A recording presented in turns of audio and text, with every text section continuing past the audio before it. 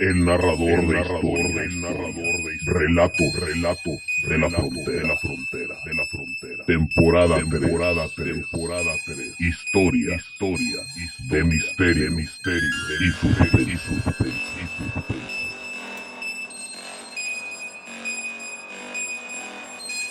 Episodio número 4. La cruz en la piedra.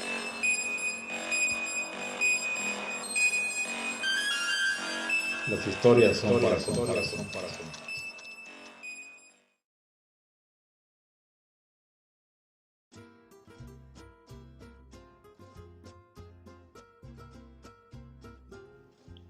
Esta vez, queridos amigos oyentes, presentaremos un relato que llegó a mí de una forma extraña o poco usual. A raíz de mis publicaciones, un conocido, diremos, más que amigo, me comunicó que su padre tenía una historia que compartir sobre unas hojas escritas a mano que su padre conservaba y que, según dijo, era un legado de su abuelo, el abuelo de mi conocido. Tal vez pudiera interesarte. ¿Y cómo supo tu padre?, le pregunté. Me refiero a mis relatos. Yo se lo dije, señaló, al que llamaríamos mi amigo. Y dice mi padre que está bien, la puedo compartir, pero no se la puede llevar. Ese era el requisito. Está bien, dije, y algunos días después se concretó una cita. La casa del padre de mi amigo estaba situada en un barrio céntrico. Estaba por fuera bien conservada. Pues llegamos y nos abrió. Él era un señor de Duje, de unos 84 años, de mediana estatura, de cabello ralo, de tez muy blanca, vestido con ropa de apariencia vaquera. Hasta los botines eran de los llamados botines charros. En la habitación se veía un sombrero vaquero sobre una percha. Se percibía un olor un poco encerrado, tal vez a viejo. La habitación estaba amueblada a la usanza antigua. Nos recibió a mi amigo y a mí. A él lo saludó de beso y al llegar conmigo me saludó de mano y me presenté. Él hizo lo mismo. Veía un programa de televisión, pero lo apagó rápidamente, con un control que me pareció extraño, y nos invitó a sentarnos en un sillón que tenía una especie de cobertor a manera de protector. Dirigí la mirada a las paredes. Había fotos familiares y una de él de joven. Era recio y tal vez alto para su época, con un aire que me pareció un poco al actor conocido como Eric del Castillo. Tal vez sean de la misma edad, pensé. Sus manos estaban muy pecosas, con las llamadas manchas de la edad. Su voz aún era fuerte y autoritaria. Pensé cómo le habría ido a mi amigo en su juventud si se salía del redil. Y hasta ahí llegó mi reflexión, porque el Señor, con una gran voz, llamó gritando: «Luz María», dijo. En un momento apareció una señora, solo un poco mayor que nosotros, diciendo: «¿Qué se le ofrece?». y saludándonos posteriormente. Entonces el señor Vázquez, que así diremos que se apellidaba, nos preguntó: ¿qué gustan tomar? ¿Tenemos agua de Jamaica o café? Yo señalé si se pudiera solo agua, si no es mucha molestia. Yo Jamaica, dijo mi amigo. Tráele al señor Jamaica, también para que la pruebe. Y a mí un café, por favor, señaló. Luz María solo asintió y se marchó. Es la señora que atiende a mi papá, señaló mi amigo cuando vio mi mirada interrogante. Después de un rato llegó Luz María con una bandeja y nuestras bebidas sobre ella. Agradecimos y se retiró, tan silenciosamente como había llegado. Después de algo de charla muy trivial, dijo: mire, le referiré la historia familiar si no le molesta. Seré breve, antes de mostrarle los documentos. Servirá, creo yo, para mostrarle un poco sobre el origen de los escritos. La historia familiar. Nuestra familia procede del sur de Jalisco. Mi padre, Rodolfo Vázquez, era mayorista en frutas y otros productos del campo, que hacía negocio con los agricultores y campesinos de la región, comprándole muchas veces la cosecha por adelantado. Recogía cuando ya era tiempo. Para ese tiempo, obviamente, los campesinos ya no tenían nada de lo que él les había dado de dinero. Y eso que se levantaban 2 cosechas al año, y en algunas regiones hasta 3. En alguna fecha específica, mi padre se aficionó al juego de la pelea de gallos. Sí, me refiero a los gallos de pelea. A las apuestas, vaya. Y conoció mucha gente de ese ambiente. Una de ellas le proporcionó el manuscrito en cuestión. Por presión de mi madre, tratándolo de alejar de su afición, mejor dicho, adicción a los gallos, tomaron la determinación de venir a residir a Ciudad Juárez. Vendió lo que tenía, rescató lo rescatable, conservó sus contactos y se trasladaron en 1952. Conmigo de 12 años, mi hermana de 8 y mi madre. La verdad, los Vázquez no han sido muy prolíficos. Casi no se nos logran los hijos, dijo el señor. Y lo digo porque mi hermana murió como a los 11 años. No pudo con el clima de Ciudad Juárez de los años 50. Usted sabe o debe conocer inviernos muy terribles. Pues bien, mi padre estuvo tranquilo algún tiempo, pero al fin volvió a las apuestas de gallo. Si no había ese deporte, yo creo que aquí lo inventó él. Ya en los finales de los 60 empezó a jugar, o mejor dicho, a apostar también en los galgos y caballos. Y hasta se aficionó a la baraja. Sí, tenía todos los vicios del mundo, dijo el señor Vázquez. Pero yo ya me había hecho cargo del negocio. Le daba un sueldo semanal que le duraba como 2 días. Sí, mucho. Y al tercer día regresaba por más. Se había convertido en un lastre para mi madre, que no pudo soportar y falleció prematuramente.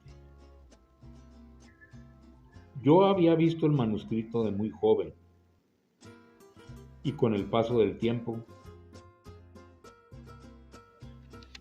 pensé que el manuscrito ya no existía. Pero un día, mi padre ya enfermo de gravedad, con muchos males y achaques, me hizo entrega de un baúl.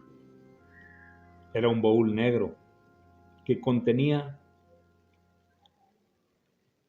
algunos libros, las escrituras de propiedad de la frutería y de 2 terrenos por el rumbo del poniente,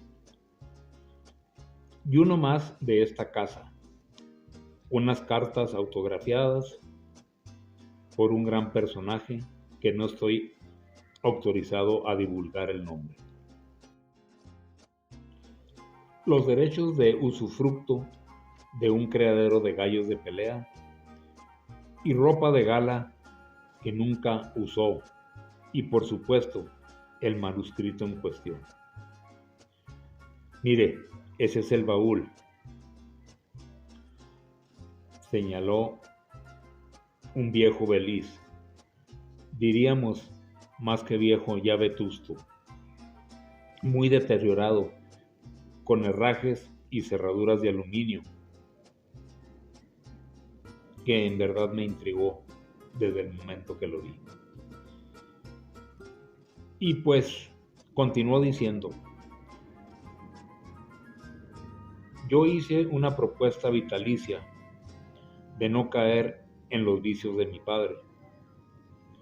Tuve a mis hijos, me sobreviven Raúl, que está presente, pero creo que ya me desvié mucho. Hijo, arrímale el baúl al señor cerca de aquella mesa para que lo vea con tiempo.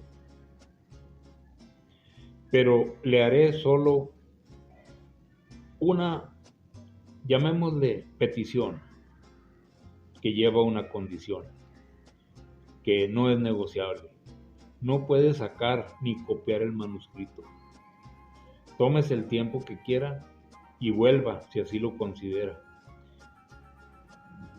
Pero no puede llevárselo, ni siquiera tomar fotos. La historia la hará con su propio sello y estilo. Esa es la condición. Si la acepta, entonces adelante. Yo asentí con la cabeza y procedimos. El manuscrito. El baúl mencionado estaba en el suelo y con sumo cuidado empecé a sustraer de su contenido todo lo que ahí había.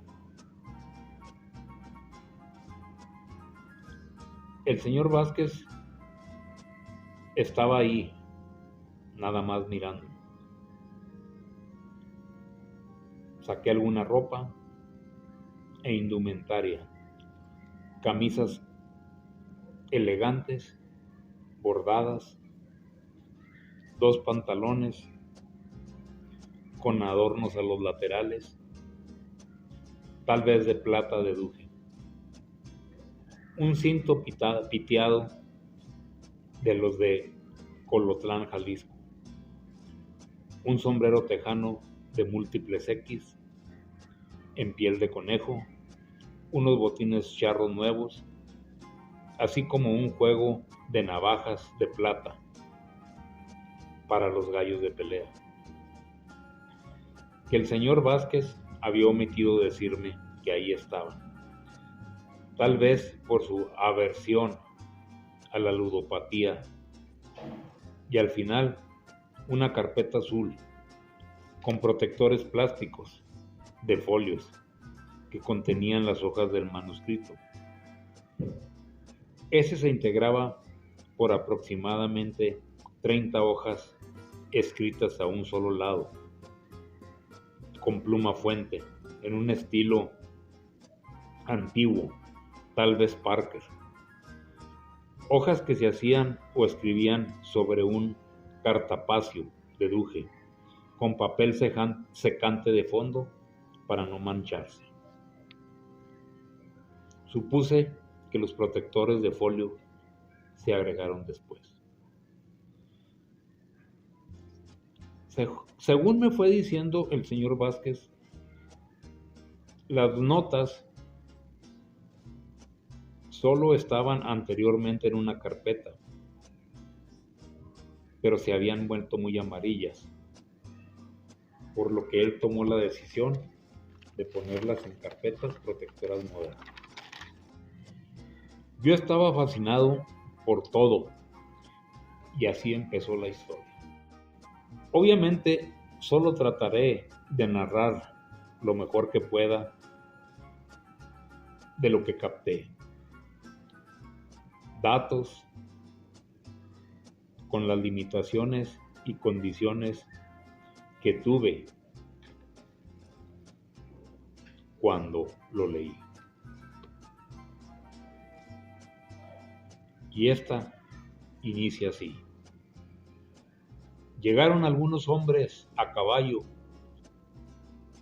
a la hacienda Los Arrayanes, no pidiendo, exigiendo comida, agua y ayuda para los heridos, reponer caballos y dinero.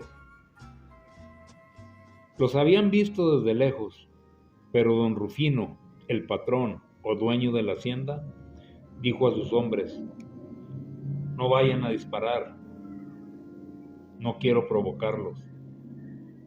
Les daremos lo que piden de acuerdo a nuestras posibilidades, esperando que se marchen pronto. El llamado jefe o comandante del grupo, que eran de los denominados alzados, cuyo nombre era Pitacio, o el Pinto, como algunos subordinados lo llamaban, pidió hablar con don Rufino y éste lo recibió. Pitacio dijo: mire, don, iré al grano, denos lo que pedimos y nos iremos rápido. No somos saqueadores ni asesinos, somos de la cristiada y solo necesitamos apoyo para nuestro movimiento. Vamos rumbo a la sierra y necesitamos avíos y suministros, y que usted dé la orden para que las mujeres de la hacienda nos den alimentos y curen a nuestros heridos. Necesitamos cambiar algunos de los caballos ya cansados y pues algo de plata. Mire, comandante, dijo don Rufino, lo que me pide está bien, salvo lo del dinero. Son tiempos difíciles. Sin embargo, trataré de darles lo más que pueda. Se tiene que pagar jornales y aún no es tiempo de cosecha. Espero sea razonable. No conviene a nadie la violencia, ni conduce a nada. Muy bien, dijo Pitacio. ¿Cuánto aporta? Podrían ser 500 pesos plata. Es lo que hay. Necesitamos mínimo 2,000 pesos, dijo Pitacio. Mira, te puedo dar 700. Es todo lo que hay. Y después de mucho discutir, se lo dio a Pitacio. Y me darás 3 hombres para la leva, que conozcan la región, y también me llevaré esta botella de mezcal, tomándola de la mesa. Se puso su sombrero y se retiró. Los 2 siguientes días se atendieron a los heridos, también algunos caballos.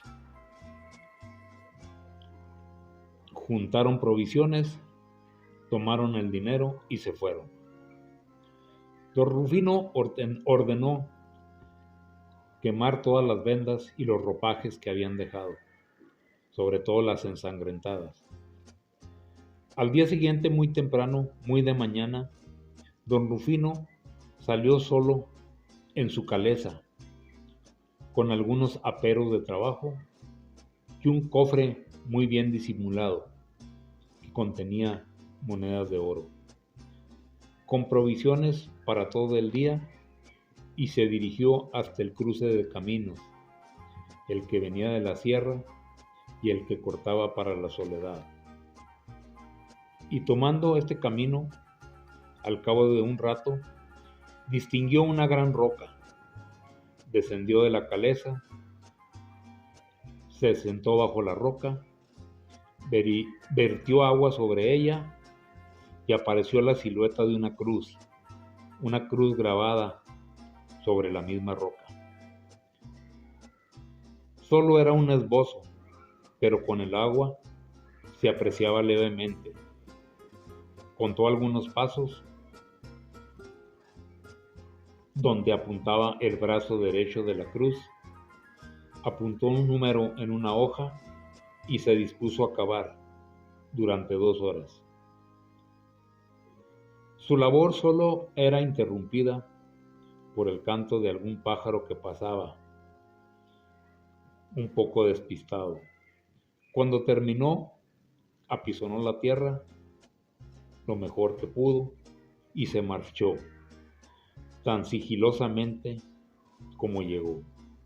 Al día siguiente llegaron a la hacienda tropas del gobierno, preguntando por una gavilla de alzados. Rufino dijo que hacía solo 3 días habían pasado por ahí, pero que sus hombres los repelieron a balazos y habían tomado rumbo a la sierra. El jefe de la tropa le dijo: usted sabe que auxiliar a los alzados se castiga con fusilamiento. Viendo fríamente a Rufino a los ojos, le dijo que necesitaban algunas cosas, entre estas también algunos animales y dinero. Rufino le dijo que solo tenía 300 pesos. Pedía 2 vacas y 2 cerdos. Cuando estaban atrapando los cerdos en el chiquero, y al entrar corriendo para no ser atrapada, descubrieron una porción de tierra, dejando a la vista una camisa ensangrentada perteneciente a los alzados. El caporal, que había distinguido la camisa, abrió a propósito la puerta del chiquero, como si hubiera sido un descuido. Salieron algunos cerdos que rápidamente ordenó agarrarlos el caporal, mientras volvía a cubrir la inoportuna camisa ensangrentada. Cuando las tropas del gobierno se retiraron, Rufino reprimió a todo su personal. Al fin resultó que dicha camisa, de la cual se hicieron algunas vendas, quedando abajo de una cama. Una de las cocineras la vio cuando ya las tropas estaban ahí, y fue lo primero que se le ocurrió: llevarla y enterrarla en el chiquero. Contaba la vida difícil de esos tiempos, cayendo Rufino muerto en una incursión de los rebeldes. Su hijo Mariano tomó las riendas de lo que quedaba de la hacienda. Un día se encontró una hoja de papel dentro de alguna de las pertenencias del padre. Era el mapa con instrucciones de la localización del cofre del cofre enterrado. Mariano lo buscó con mucho entusiasmo y dedicación, pero no encontró ni la piedra siquiera, a pesar que según esto era gigantesca, mucho menos el cofre. Para mí, después de 2 horas de lectura, agradecí al señor Vázquez y le dije, es una buena historia. Acomodé todo ordenadamente en el baúl y me disponía a despedirme. Cuando el señor Vázquez me dijo, ¿será un escrito original de él? Dijo, supongo que usted pensó lo mismo. Sí, claro que sí, le dije. Pudiera ser. Muchas cosas coinciden. Épocas, situaciones, etc. Yo investigaría más, pero aún así es un documento muy valioso. Cuídelo mucho. Algún día se sabrá. Él solo me miró fijamente. Las historias son para